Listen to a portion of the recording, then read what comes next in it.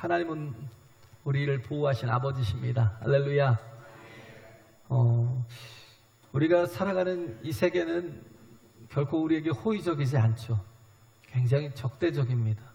그리고 믿음의 환경 속에 사는 게 아니잖아요. 그러니까 불신의 세계 속에서 살아가는 게 쉽지 않아요. 그래서 제가 이번 주에 신명기 12장을 했지만 금요일 날 했는데요. 거기에 보면 모세가 가나안 땅에 들어가서 주의해야 될 것들을 이렇게 얘기를 해요. 상황에 따라서 주요 싸움이 다르다라는 거예요. 그래서 쟁점에 따라서 어떤 싸움을 벌여야 될지를 우리가 딱 판단하고 또 행동하라는 거예요. 그래서 지금 이때 신명기 당시에는 뭐냐면 아직 가나안에 들어가지 않은 광야의 시대였잖아요. 그래서 이 광야의 삶과 가나안에 들어가서의 삶은 굉장히 큰 차이가 있죠. 천지차이. 광야의 삶은 다른 민족이나 다른 종교를 가진 사람들과 만날 일이 없어요.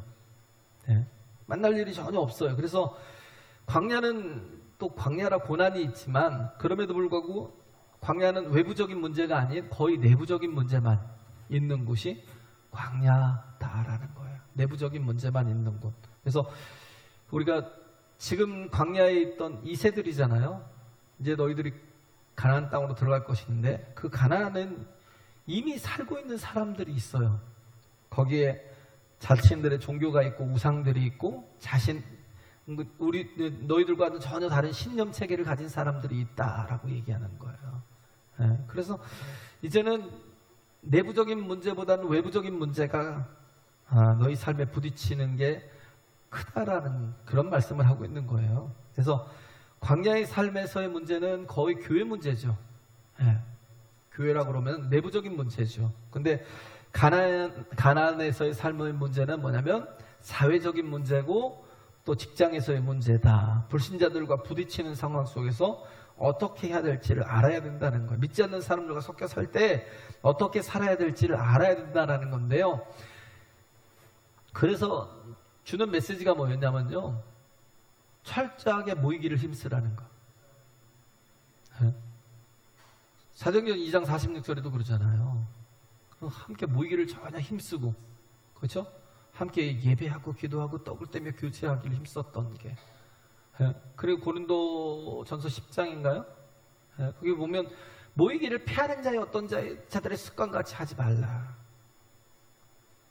모이는 자들의 그런 어떤 모이는 것들을 패하는 자들의 그 습관과 같이 하지 말라. 모이는 걸 자꾸 패하는 건 뭐냐면 내가 교만함이 있어요. 진짜요. 내 자아가 우상이라니까요. 죄가 뭐예요? 하나님이 앉아있어야 할 자리에 내가 계속 앉아있어요. 그게 안 깨지면 신앙이 안 돼요. 뭐 다른 원인을 자꾸 찾는데 아니요. 다른 사람에게 핑계를 돌리는데 아니요. 내 중심에 하나님을 모시고 하나님을 주인으로 삼으면 상황과 조건과 여건과 환경은 전혀 상관이 없어요. 그렇기 때문에 우리가 해야 될 것은 죽으라고 모이고 기도하고 예배하는 거예요. 할렐루야. 힘쓰는 거예요. 그래야 영적인 삶이 되는 거죠. 그래야 그 모든 불신 세계 속에서 이길 수 있고 살아남을 수 있고 승리할 수 있다는 거. 그게 없으면 정말 안 된다는 거예요. 그래서 우리는 자꾸 모이기를 힘쓰라는 거야. 새벽에도 모이고 요즘 뭐 다들 차들 있잖아요. 아무리 멀어도 15분이에요. 새벽에 오는데 금방 와요. 아무리 멀어도 10분이면 쭉쭉쭉 오더라고요. 저는 뭐 차를 다 도는 것도 아니지만 교회를 들렸다가 또 이렇게 권사님 댁에 갔다가 그러고 오는 거지만 그러니까 조금 시간이 걸리죠. 금방 와요.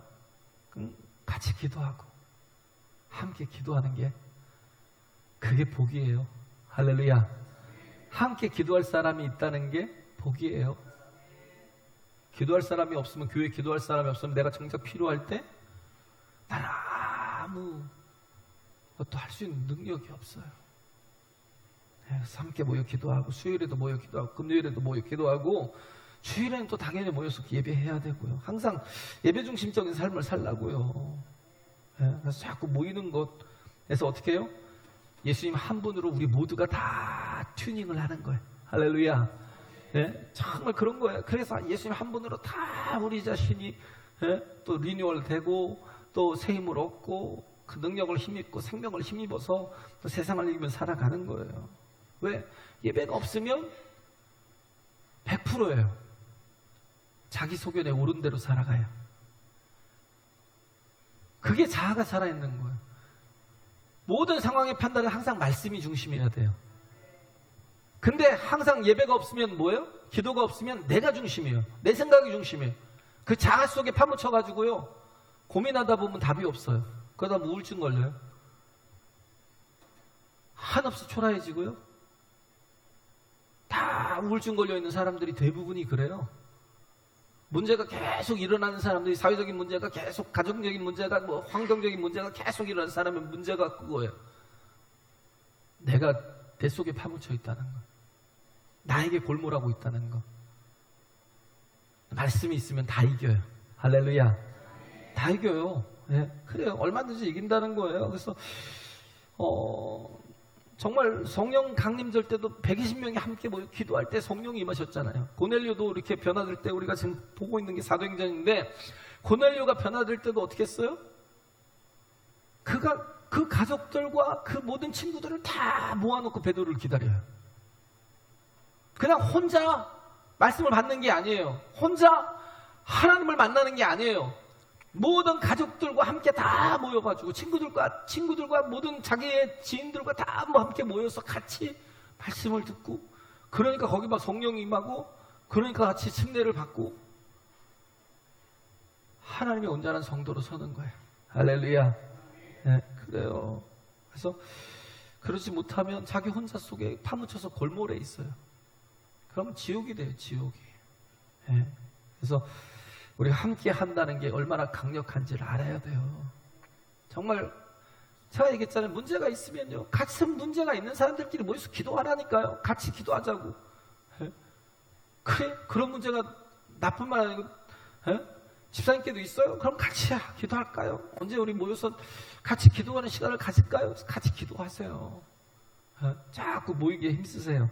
할렐루야. 고린도전서 10장이 아니라 히브리서 10장이네요. 히브리서 10장, 모이기를 패하는 어떤 사람은 습관같이 하지 말고 오직 권하여 그날이 가까운 볼수록 더욱 그리하자. 모이지 말자는 사람들이 있어요. 그러나 우리는 뭐예요? 모여야 사는 거예요. 할렐루야. 모여야 사는 거예요. 우리는 그리스도의 지체예요. 예수께서 우리의 머리가 되시고 우리를 인도하시고 이 속에서 우리를 변화시켜 가시는 거예요. 할렐루야. 그래요. 그래서 가난적인 삶에서 우리가 살아남기 위해서는 예배 중심적인 삶을 살라는 거, 모이기를 힘쓰라는 거, 이게 우리에게 가장 주는 주님의 가장 큰 은혜라는 거예요. 그래서 지금 본문에 보면 그런 거잖아요. 지금 제가 요약해 놓은 것도 보면 기도는 성도의 특권이라니까요.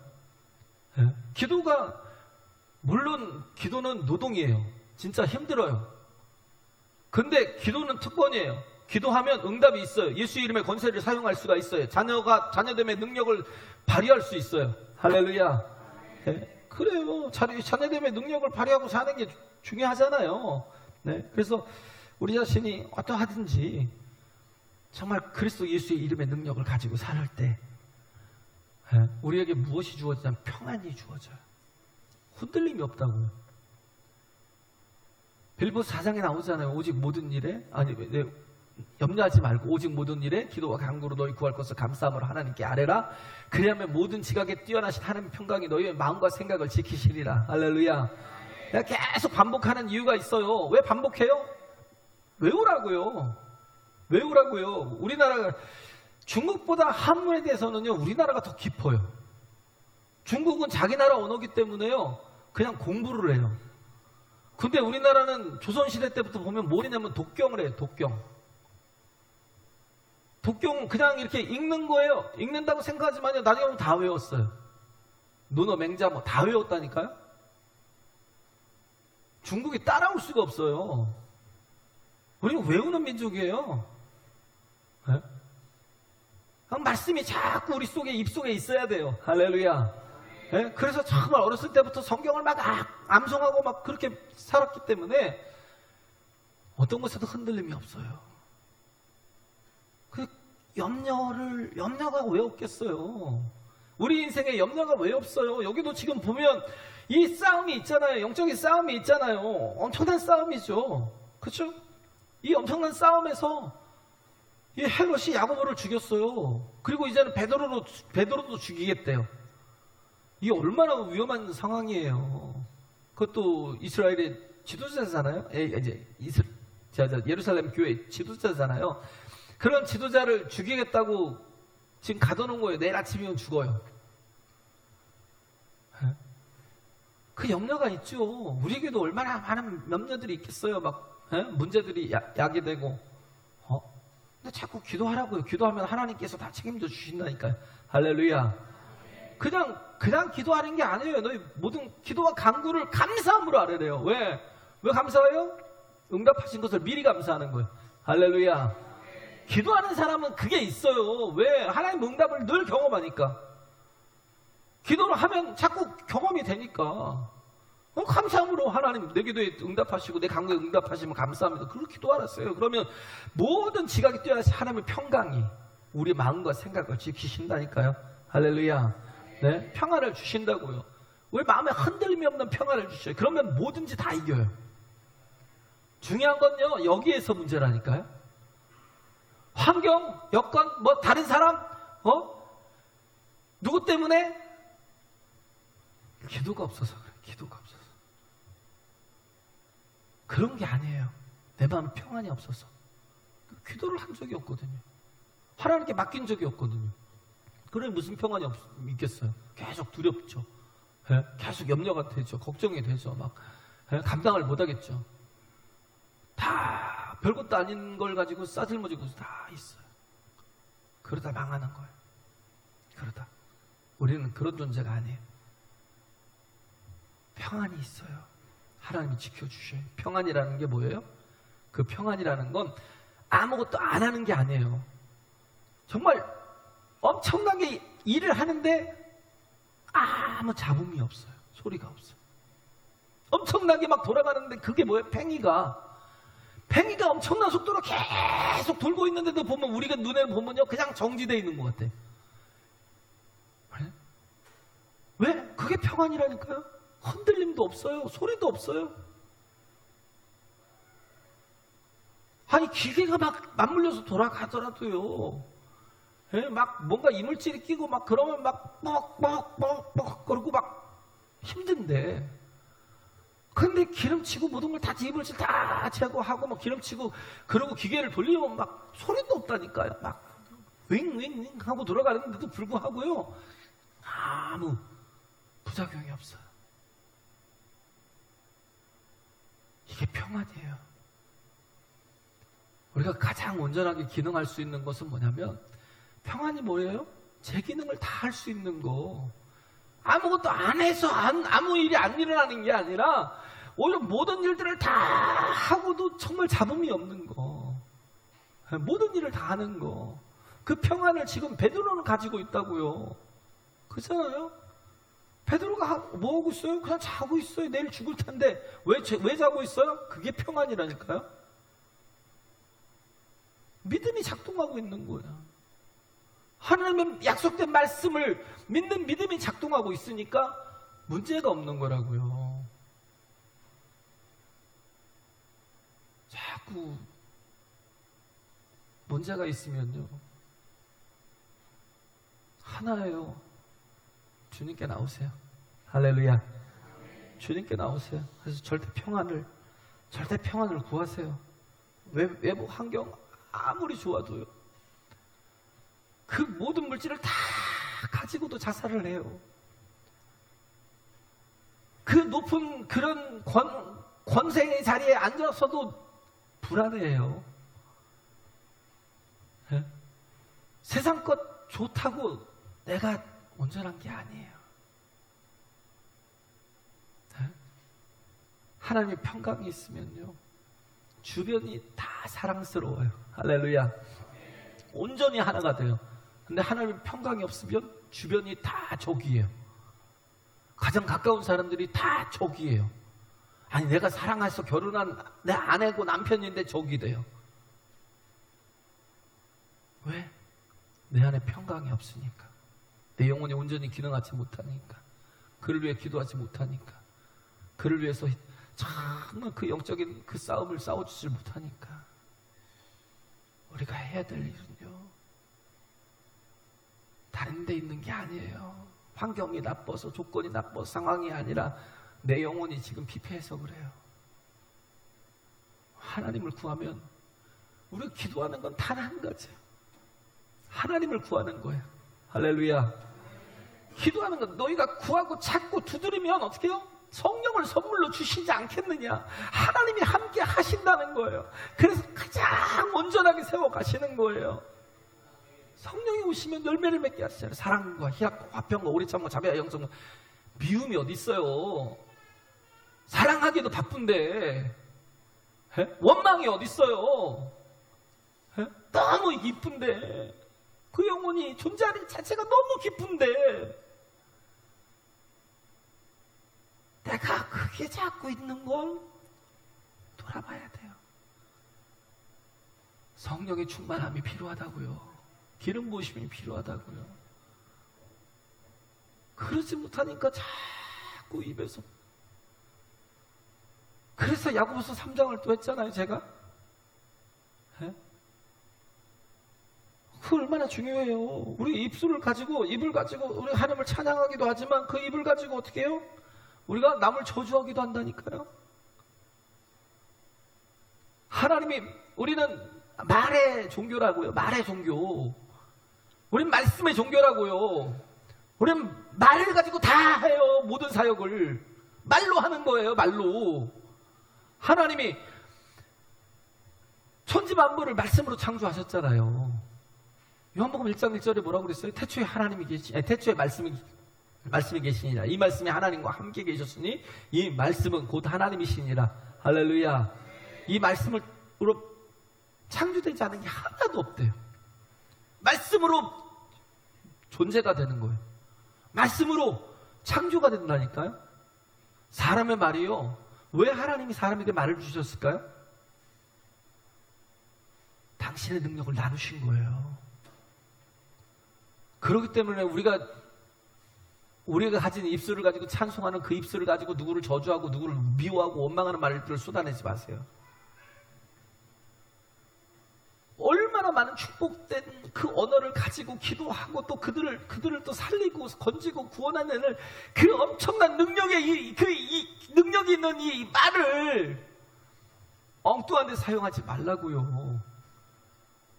말에 따라서 어떻게 해요? 우리 미래와 방향이 결정돼요. 누구를 만나서 30분만 얘기해보면 알아요. 야, 미래가 없다. 정말 어둡다. 30분만 만나서 얘기해보면 알아요. 그냥 계속 모든 게 다 뭐가 없어서 안 되고요. 못해서 상황이 안 좋아서 안 되고요. 계속 부정적인 얘기하고 뭐 불평하고 원망하고 미워하고 막 그런 얘기만 해요. 다 버리라니까요. 쓰레기에 쓰레기. 그잖아요. 곤도마리아가 그러잖아요. 설레임이 없는 건 다 버리라고요. 좋지 못한 걸 왜 그러고 짊어지고 싸질머지고 맨날 그러고 다니면서 맨날 그걸 묵상하고 사냐고요. 다 버리세요. 제발 버리세요. 우리 말이 우리의 미래의 키가 되고 방향의 키가 돼요. 할렐루야. 그 작은 키 하나를 가지고요, 그 어마어마한 배를 끌고 어디로 가요? 여기서 막 우리가 태평양을 건너서 유럽으로 갔다가 또 대서양을 건너서 미국으로 갔다가 그 자그마한 키 하나로 모든 게 다 조종이 가능하다니까요. 말이 그래요. 그렇기 때문에 우리가 온전하게 서기 위해서는 우리의 입술에 항상 말씀이 있어야 된다고요. 말씀이. 할렐루야. 우리의 마음에 항상 말씀이 있어야 된다고요. 그럼 온전하게 설 수 있어요.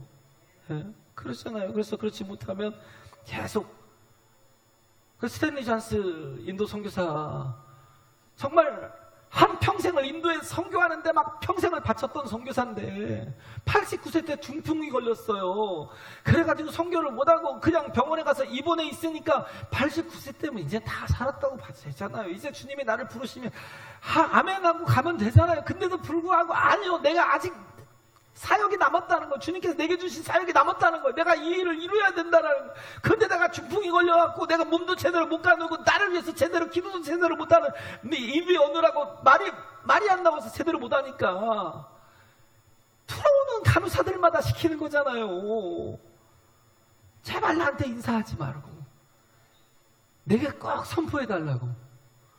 나는 주사 놓는 것보다 이게 더 중요해. 나에게 주사 놓는 것보다 나에게 이 선포해주는 한마디가 더 중요하다고. 믿음의 한마디가 더 중요해. 내가 나사렛 예수의 이름으로 명하노니 일어나 걸으라고 선포해달라고. 처음에는 멋쩍잖아요. 뭐 좀 그러잖아요. 좀. 예? 근데 계속 하다 보니까 간호사들도 편한 거예요. 스탠리 그러면서 예? 내가 나사렛 예수의 이름으로 일어나 걸어 하고 막 이렇게 막 장난하듯이 막 계속 선포해주는 거예요. 일어나 걸었대요, 바로. 그래가지고, 94세에 돌아가셨던가? 그때까지 계속 또 사역을 계속 하다가 돌아가셨다는 거. 내게 중요한 게 뭔지를 좀 생각해 볼 필요가 있어. 내 인생에서 정말 중요한 건요, 내가 하나님 안에서 진리 가운데 발견되는 거예요. 할렐루야. 내가 어떻게 살아야 될지, 내 인생이 어떻게 살아야 될지를 온전히 발견하는 거예요. 그걸 제대로 깨닫지 못하면 나이를 먹어서도 계속 자기 욕심, 그냥 자기 정욕, 예? 자기의 어떤 그런 것들만 쫓아서 살아가요. 무엇이 중요한지도 모르고요. 내게 남겨진 시간이 지금 얼마나 남았다고요. 내가 주님 앞에 설 날이 얼마나 남았다고요. 내가 지금 어떻게 살아야 되는지. 정말 부활하신 주님을 만난 사람은요, 목숨 별로 중요하지 않아요. 베드로 같이요. 목숨 제대로 별로 중요하지 않다니까요. 지금 여기 보면 지금 이들을 보면 지금 기도하는 게 온 교회가 베드로가 옥에 갇혔으니까 기도하잖아요. 왜? 곧 죽을 테니까. 야고보가 죽었어요. 야고보가 죽었는데 이젠 곧 베드로도 죽을 거야. 그러니까 이들의 기도가 뭐예요? 이들의 기도는 베드로가 죽지 않게 해달라는 거예요. 그냥 상식선에서. 야고보가 죽었어. 순교했어. 근데 베드로도 곧 잡아서 죽이려고 해. 그럼 이들이 기도하는 게 뭐예요? 저가 죽지 않게 해달라고. 죽지 않게 해달라고. 저가 반드시 살게 해달라고. 근데 하나님의 응답은요, 그들의 예상과 상식을 초월한다니까요. 그러니까 못 믿잖아요. 베드로가 왔는데도 불구하고 무슨 소리야? 무슨 헛소리냐고. 그가 지금 감옥에 있고 지금 내일 죽어야 되는데, 죽을 사람인데 어떻게 여기 있냐고. 로데가 뭐라고 그래요? 여기 왔다니까요. 그럼 그게 천사겠지. 뭐예요? 안 믿은 거예요? 뭘 안 믿은 거예요? 그들의 기도는 너무 작았던 거예요. 그들의 기도는 뭐였냐면 살려달라는 거예요. 거기에만 매여있던 거예요. 그 상식적인 기도를 하는 거예요. 자기들의 상식적인 기도는 살려줄 수도 있고, 어떻게 보면 또 이렇게 헤롯의 마음을 돌려서 살려줄 수도 있고. 아니, 살아서 걸어 나올 뿐만 아니라 걸어도 나와서 자기들을 찾아올 거라고는 전혀 생각도 못했어요. 하나님께서 그렇게 천사를 통해서 그렇게 구원할 거라고는 생각도 못했던 거예요. 그것까지는 예상을 못했던 거예요. 그들의 기도는 진짜 작은 거예요. 그냥 자기 조건이나 스펙 바꾸는 싸움. 어떻게 좀 헤롯의 마음을 좀 바꿔서 좀 은혜를, 공유를 좀 베풀어 달라고. 이거예요. 자기 수준에서 기도한 거예요. 근데 죽지 않을 뿐만 아니라 옥문에서 걸어 나와서 그들을 찾아올 거라고는 생각도 못했던 거죠. 예상을 못했던 거예요. 다 그래요. 우리가 보면 하나님의 응답은요, 우리가 기도하는 건 되게 보면 어디에 한정되어 있냐면 그냥 내 상식적인 것에 내가 예상 가능한 것까지만 구해요. 근데 우리는 구할 때 뭐예요? 하나님의 응답은 예상을 뛰어넘는다고요. 할렐루야. 하나님의 응답은 반드시 예상을 뛰어넘어요. 그걸 믿고 구하라고요. 예수님이 예루살렘에 입성하실 때도 호산나 다시 자손으로 오시는 이에 찬송하리로다 하면서 막 왕이 될 것 같아갖고 막 다들 그 앞에 종려나무가지를 자기 막 겉옷을 벗어서 깔기도 하고 그러면 찬송하고 제자들의 마음에는 예수님이 이제 왕이 되시겠구나 그러고 막 기뻐하고 있는데 하나님의 응답은 뭐였어요? 예수님을 십자가에 다는 거. 예수님을 십자가에 다는 거. 그래서 온 인류를 살리시는 거. 할렐루야. 근데 내 삶은 자꾸 어긋난다니까요. 나는 자꾸 내 어떤 이성적인 생각 속에서 욕심 속에서 예수님을 가둬놓는다니까요. 예상과 다르잖아요. 이스라엘 백성들을 애굽에서 이끌어내실 때도 그 왕의 대로라고 있어요. 블레셋 땅으로 이렇게 쭉 올라가는 거. 이 홍해는 굉장히 넓게 퍼지잖아요. 처음에는 막 좁게 돼 있는데 거기를 건너가야 그게 원래 그 상업적인 통로였거든요. 그렇게 가야 되는 길인데 하나님께서 모세를 통해서 이스라엘 백성들을 홍해 막 한가운데로 밀어넣었어요. 말이 안 되잖아요. 전혀 예상치 못하잖아요. 왜? 앞에는 넓은 홍해 바다가 있고 지금도 보세요. 홍해가 얼마나 넓은 바다인지. 뭐 그 앞에다가 사우디는 그 홍해 건너편에 그 건너편에 네움시티를 짓는다고 막 하는데 거기잖아요. 홍해가 얼마나 넓은지. 근데 뭐예요? 길이 없잖아요. 길이. 아니 상식선에서 길을 주셔야 되는데 길로 인도하지 않으시고 바다로 인도하셔서 앞에 세우시고 앞에는 바다요 뒤에는 애국 군대가 쫓아와요.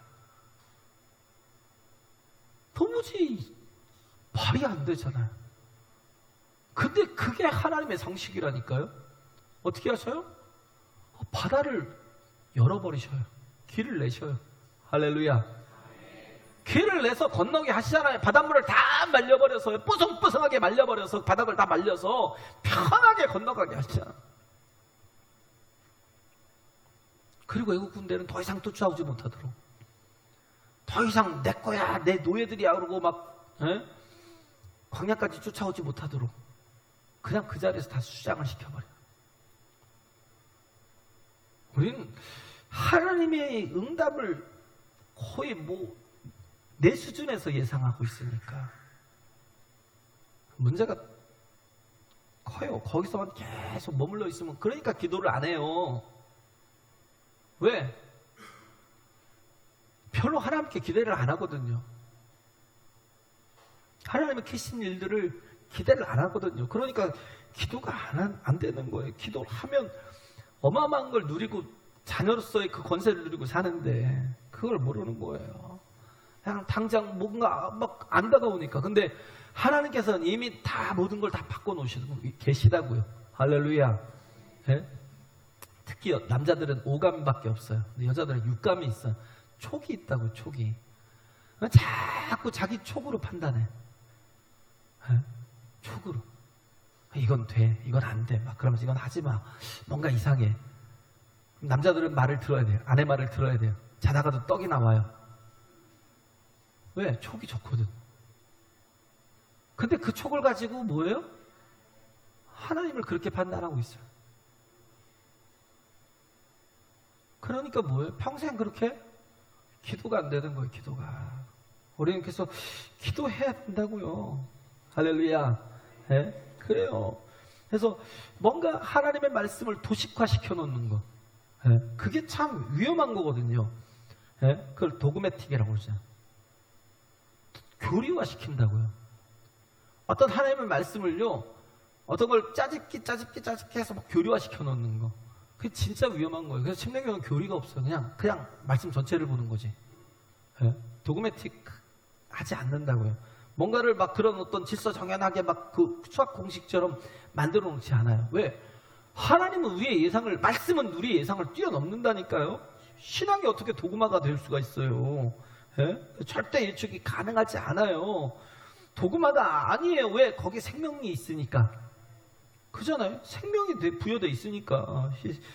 현실이 다른데 이걸 자꾸 받아들이지 않고 뭔가를 틀을 만들어 놔야, 뭔가 공식을 만들고 이렇게 뭔가 이렇게 그렇게 만들어 놔야 내가 안심이 될 것 같아요. 말씀을 다 그렇게 만들어 놔요. 그래서 성경 공부 안 해요. 그래서 성경 공부 안 해요. 죽으라고 말씀을 전하는 이유가 그거예요.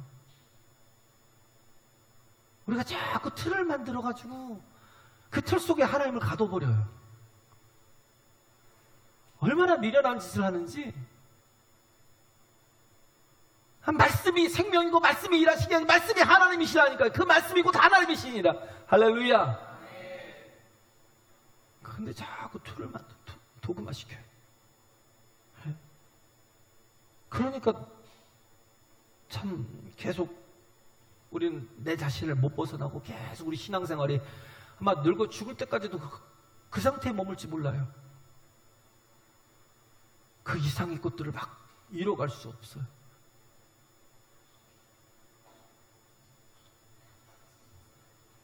기도조차도 기도하자 그러면 기도하면 되잖아요. 예수 이름으로 기도하세요. 거기에 능력이 있음을 믿고 기도하세요. 우리가 예상하는 것보다 훨씬 다른 것들을, 막 어마어마한 것들을, 엄청난 것들을 주신다, 승리를 주신다는 걸 믿으세요. 할렐루야. 예, 그래요. 예. 베드로가 오늘 경험한 것이 구원의 사건이잖아요. 우리가 날마다 경험하는 게 뭐예요? 복과 은혜라는 게, 구약엔 복이라고 신약엔 은혜라고 하는데 그게 같은 말이라니까요. 그걸 다른 말로 바꾸면 뭐예요? 구원이에요. 하나님이 날마다 은혜를 주신다는 거예요. 날마다 구원을 주신다는 거예요. 할렐루야. 네? 그런 거예요. 그래서 저 항상 얘기하잖아요. 세상은 변증법적이라니까요. 정반합이에요. 정반합. 디시스가 있으면 안티디시스가 있고, 그럼 신디시스가 있어요. 이게 뭐냐면, 이 논제가 있으면 그것에 대한 반대가 있어요. 안티가 있어야, 그래야 세상이 발전한다고 생각을 해요.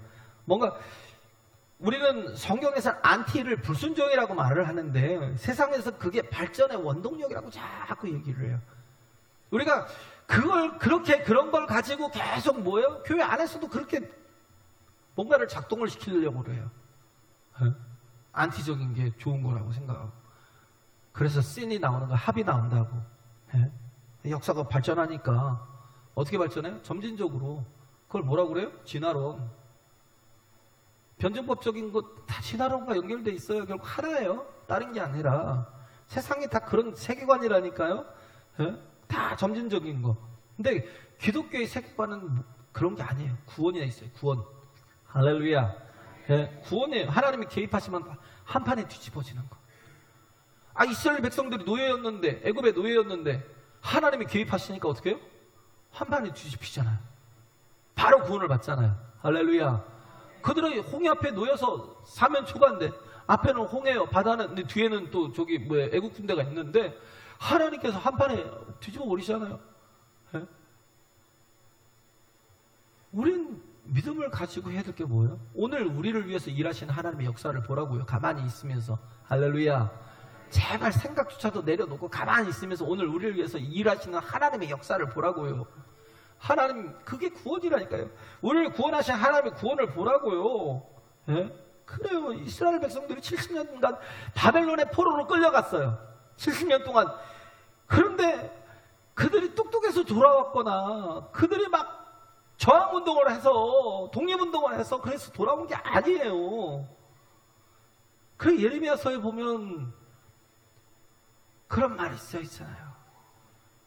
너희는 그냥 항복하라. 바벨론이 쳐들어오면 항복하라. 그러니까 예레미야가 핍박을 받고 죽은 거 아니에요.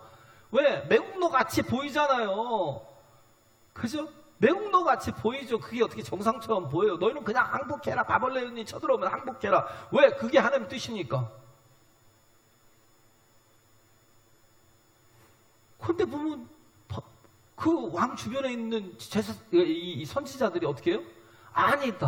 우리가 하나님을 의지해서 싸우면, 그들과 저항해서 싸우면 능히 이길 거야. 하나님이 우리 백성들을 지금까지 지켜주고 인도하셨던 것처럼 하나님을 의지해서 우리가 함정에서 싸우면 이길 거야. 막 이러고 있으니까 그들은 진짜 선지자 같이 보이거든요.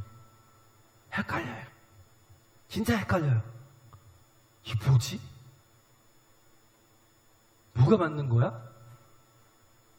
그러니까 예레미야를 핍박하죠. 이 매국노 같은 새끼 죽일 놈 그러면서 막 그를 핍박하고 돌로 내려치려고.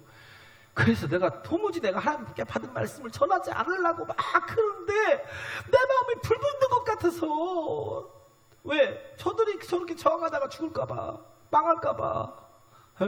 하나님의 뜻이 있는데 그냥 그 순리대로 가면 하나님께서 반드시 돌이킬 때가 있고 또 하나님의 일하실 때가 있는데 그대로 순응하면서 거기서 훈련받고 거기서 연단 받아서 그래서 정글같이 나와서 또 다시 예루살렘을 회복할 기회를 주신다는데 그걸 모르니까 내가 정말 전하지 않고 싶은데 견딜 수 없다는 거예요. 불붙는 것 같아서. 그래서 29장에 그러잖아요. 야, 너희들은 거기 끌려갈 텐데 끌려가면 그냥 거기서 집을 짓고 거기서 결혼을 하고 잘 살고 그 성이 잘 되도록 또 축복을 하고 계속 그 성을 위해서 기도하고 그러면서 정말 잘 살라는 거예요. 그게 하나님의 뜻이었다니까. 근데 자꾸 뭐예요? 뭔가 하나님의 뜻이 무엇인가를 살필 생각을 안 하고 뭘 판단해요? 옳고 그름을 내가 판단하고 있어요. 아, 이건 진짜 세상에서 보면 이 정반합의 이 변제법적인 방법으로 보면요 말이 안 되는 거거든요. 하나님의 말씀이 어느 때 말이 안 돼요. 왜? 하나님의 뜻이 있으니까. 예? 그래서 하나님의 뜻이라니까요.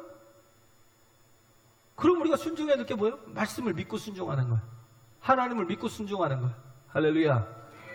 따라가고 순종하고. 그래서 어떻게 했어요? 그들이 뭔가를 해서 그들이 막 정말 저항운동을 다 잘하고 막 강해졌어, 막 똑똑해서 막 그래서 돌아온 게 아니라니까요. 하나님의 그 바벨론을 쬐끄만한 페르시아로 쳐버리잖아요. 그 어마어마한 그 제국을요, 쬐끄만한 메데파사라는 그 쬐끄만한 나라로 쳐버렸어요. 그리고 페르시아를 크게 만드시고 인도에서 구스까지. 인도에서 구스까지요. 어마어마한 나라를 만드시고 그리고 고레스가 어떻게 해요? 야, 너희들 가서 돌아가라는 거. 에? 돌아가라는 거. 하나님이 그를 뭐요? 나의 택한 나의 종이라고 얘기를 해요. 그에게 은혜를 베푸시잖아요. 또 그러니까 그가 은혜를 받으니까 그 받은 은혜를 가지고 다 돌아가라고 하잖아요. 에? 하나님의 뜻이 내 뜻과는 달라요. 아무리 우리 상식으로 사는 게 아니라요. 말씀으로 살라고요. 아버지의 뜻이 무엇인지를 구하라고요. 할렐루야. 예? 그냥 그의 나라와 의를 구하며 살라고 그러면 그 나라와 의를 구하며 살아요. 그게 나의 구원이라니까요. 하나님이 주시는 그 사역을 붙드는 게 내가 구원받는 일이에요. 그게 나를 구원하는 거라니까요. 그야말로 이 모든 것을 너에게 더하신다. 할렐루야. 더하실 뿐만 아니라 우리에게 영원한 생명을 주시잖아요. 자꾸 좁은 머리를 가지고 좁은 소견 가지고 내가 자꾸 옳고 그름을 판단하면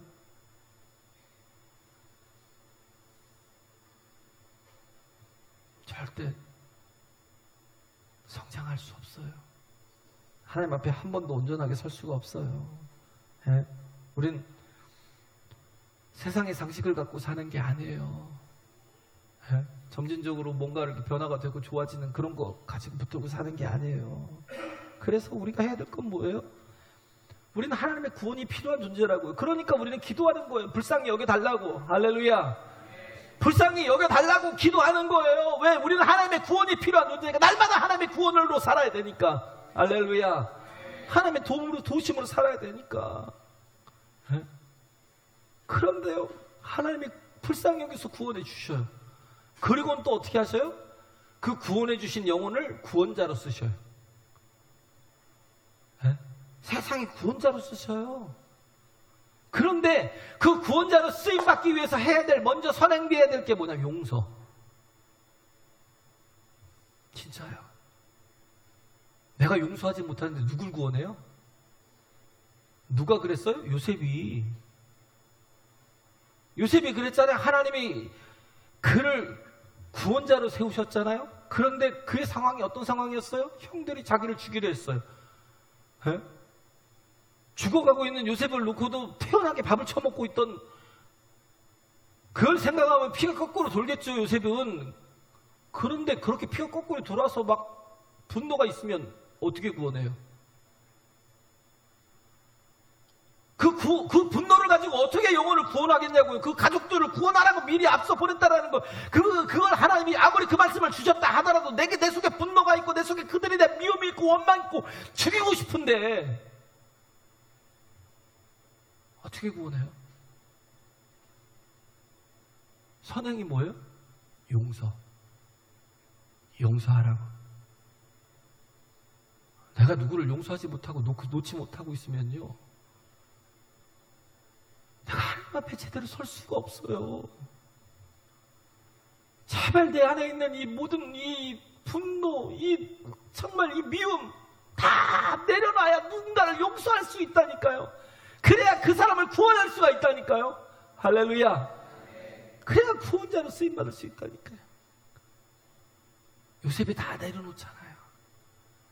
형들이 내게 나를 죽이려 했다는 것 때문에, 나를 그래서 노예로 팔았다는 것 때문에 염려하지 말라고. 하나님이 당신들을 구원하려고 나를 앞서 보내신 것입니다. 이걸 알고 있어도 이 마음에는 뭐가 있었어요? 이미 용서함이 있었어요. 할렐루야. 용서가 있으니까 구원이 가능하잖아요.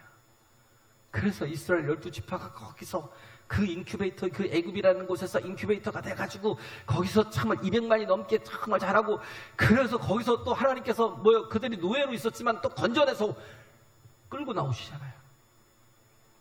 하나님의 구원은 우리를 통해서 이루신다고요. 할렐루야. 하나님의 구원은 하나님이 또 스스로 하실 수도 있겠지만 우리를 통해서 일하신다니까요. 그렇기 때문에 내가 하나님의 구원자로 쓰임받기 위해서 우리가 해야 될 것은 먼저 용서하는 것. 안 그러면 나는 하나님의 대적으로 계속 설 수밖에 없어요. 이렇게 하나님 앞에 정말 부탁입니다. 제발 부탁이에요. 우리 교회는요, 그냥 용납하세요. 그냥 용서하세요. 할렐루야. 그냥 받아들이시고 도와주세요.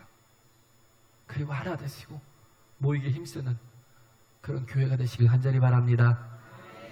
찬양하겠습니다.